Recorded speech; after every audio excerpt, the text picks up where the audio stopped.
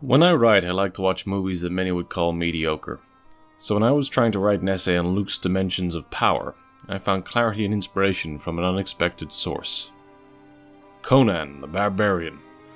Obviously a film about power and revenge, and easily dismissed as power fantasy rubbish for nerds. And maybe it is. But that doesn't mean it takes its theme of power lightly. For Luke's, there are three faces of power. Direct, agenda setting, and manipulative. The third one I had issues appreciating until I came to watch this film, and halfway through saw this scene. Our power fantasy hero is beaten and powerless and at the mercy of his foe, Thusla Doom. Thusla never serves as a direct threat to our grown hero. What makes him dangerous is not even his mystical powers or his goons. His power is in how thoroughly convinced his followers are that his word is good and right. They will do anything he asks, even die, simply so he can make a point. It is not accidental that he leads a snake cult. He is a manipulative snake. His manipulative ideological power is everything that Conan is not, making him an ideal foe and foil. I had to watch the film again to see where the power of setting the agenda was. Looking at the film again, I realized that that power is the one that Conan and friends actually respects, or at least pays tribute to. To a king, they barely speak. The king tells them to save his daughter, and they obey. Whether for wealth or revenge does not matter. They know that they are only in his presence to hear his words. They are there in front of him at his whim and will. There is no debate. There is no discussion. What daring!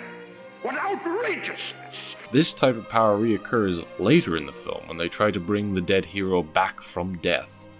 They are told of a price, and they later pay it. There is no debate. That is the deal. You get life for death. This is agenda-setting power. No debate over terms, no arguments to the contrary. You obey, or you get nothing.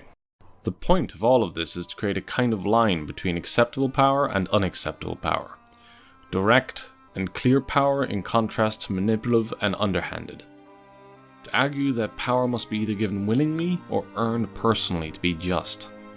Conan the Barbarian himself is just an avatar of direct power. In the film, he hardly speaks enough to be manipulative to anyone to any significant degree.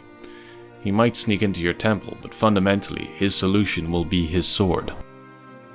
The film is mostly a quiet musing on power from the perspective of a writer who values honesty and directness, at least as much as it is a movie about swords and sorcery.